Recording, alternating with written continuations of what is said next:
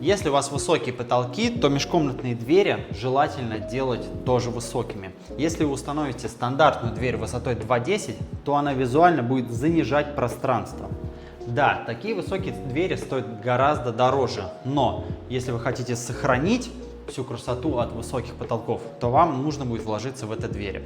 А также, если это будет дверь скрытого монтажа, то на ней можно будет сделать любую отделку, которая у вас находится на стенах, будь то декоративная штукатурка или МДФ панели. Но также вы можете сделать покраску и обои.